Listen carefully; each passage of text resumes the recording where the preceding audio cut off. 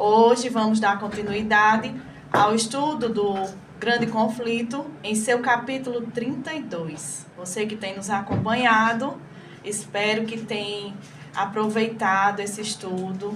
Espero que você que chegou aqui pela primeira vez possa se deleitar na presença do Senhor. E o título do nosso estudo de hoje é Como Derrotar Satanás. Vamos deixar que o Espírito de Profecia esclareça para nós? O grande conflito entre Cristo e Satanás, que tem prosseguido durante quase 6.000 anos, logo deve terminar. E o maligno tem redobrado seus esforços para frustrar os planos de Cristo em prol da humanidade. Ele sabe que pouco tempo lhe resta e atua arduamente na busca incessante de prender almas em suas ciladas. Assim, como Jesus tem o plano da redenção para nos salvar, Satanás tem o seu plano de perdição. Ele busca reter as pessoas em trevas, de maneira que elas percam a esperança em seu Salvador e se afastam da influência do Espírito Santo. Então, qual é o objetivo dele? Você sabia? Ele quer nos prender em nossos pecados e nossos problemas, enquanto Jesus está no lugar santíssimo, para que assim nós não estejamos puros e não possamos participar daquele grande dia, as bodas do Cordeiro Santo de Deus. Quando não fazemos um esforço especial para resistir ao pecado, prevalecem em nós trevas espirituais na igreja e no mundo. Satanás não se preocupa com a humanidade atual, mas ao ser chamada a atenção dos servos do Deus vivo para coisas eternas, quando as almas sinceras se indagam e perguntam a si mesmo o que devo fazer para ter uma vida sincera com Cristo. Você já se fez essa pergunta? É desejo seu viver ao lado do Salvador? Quando a gente se faz essa pergunta, quando nós examinamos a nós mesmos e nos arrependemos de nossas culpas e falhas, as cortes celestiais unem suas mãos em favor do pecador arrependido. Nós temos ajuda no céu. Quando buscamos as Escrituras Sagradas, nós vemos claramente que em certa ocasião os anjos de Deus foram apresentar-se perante o Altíssimo e o maligno também foi entre eles. Isso está em Jó, capítulo 1, verso 6. Ele foi não para curvar-se perante o Rei Eterno, mas para favorecer seus maldosos intentos contra os justos. Ele queria nos destruir. Ele queria destruir um servo fiel como Jó. Mas ele não conseguiu, porque Jó foi temente e foi fiel aos princípios de Deus. Com o mesmo objetivo, ele estaria presente quando os homens que congregam culto para Deus e se postam na igreja sem um esforço, sem preocupar-se em ouvir e viver a mensagem que ali é pregada. As pessoas passam a entrar nas igrejas distraídas, preocupadas com coisas seculares. E aí, o que é que acontece? Não absorvem a mensagem. Você sabia que ele vai até as igrejas? Ele formula de antemão seus planos, vendo que os filhos de Deus estão adormecidos, vão de qualquer maneira e não buscam examinar com diligência as Escrituras Sagradas. Ele se aproveita para arquitetar seus planos malignos.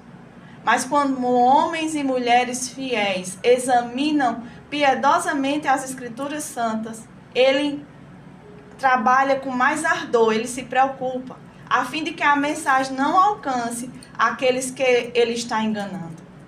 Alguém que mais necessite receber as palavras de luz do Evangelho, ele tenta distrair com assuntos seculares. Vai ser qualquer coisa que vai distrair a pessoa, para que essa pessoa não absorva e não viva as palavras da verdade. Vamos entender melhor esse assunto.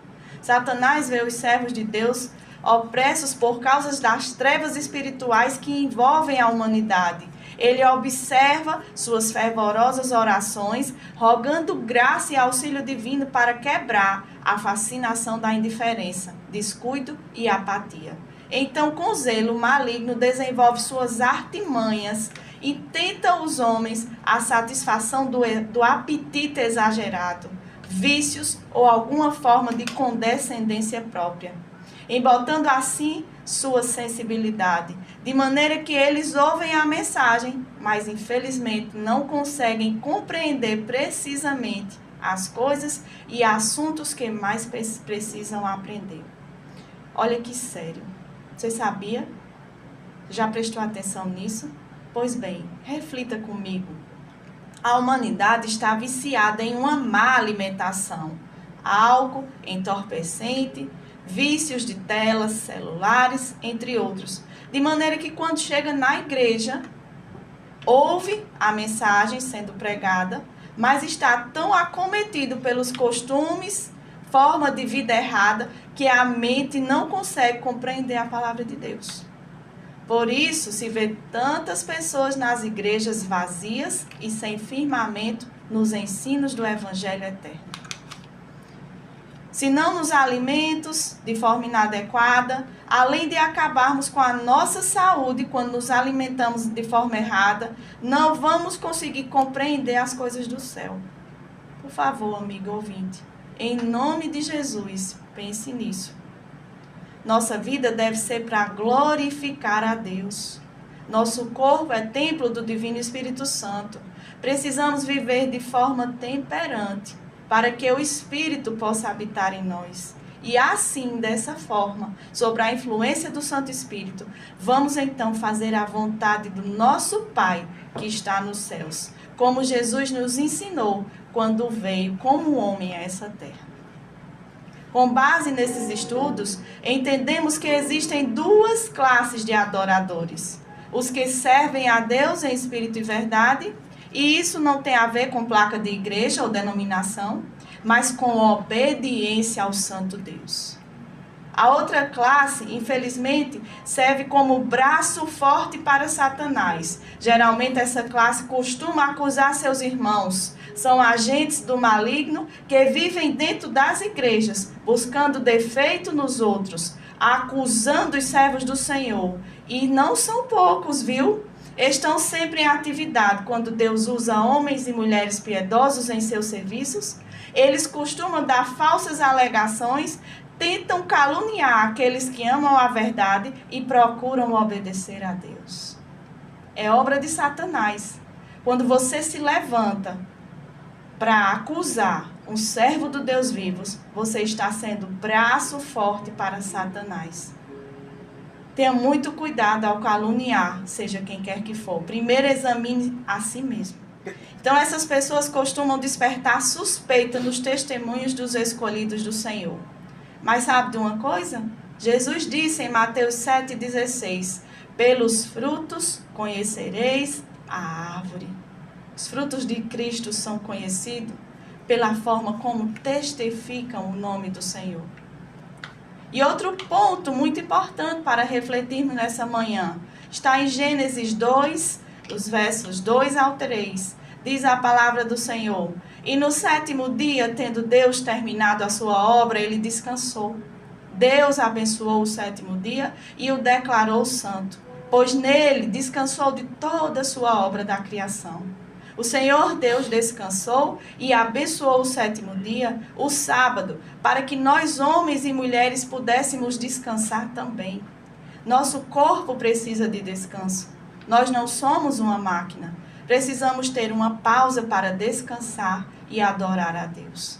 Essa também é uma instrução bíblica de uma vida com temperança. Mas veio o inimigo de Cristo, Satanás, e introduziu no cristianismo que por causa da ressurreição de Jesus no domingo, ou seja, o primeiro dia da semana, o sábado foi anulado. Onde está isso na Bíblia? Você percebe como a humanidade está enganada? Somente através da oração, estudo diligente das Escrituras Sagradas e uma vida com equilíbrio e temperança, nós recebemos a influência do Espírito Santo para compreender esse grande conflito. É assim, fazemos a vontade do Senhor dessa forma, quando obedecemos a sua palavra.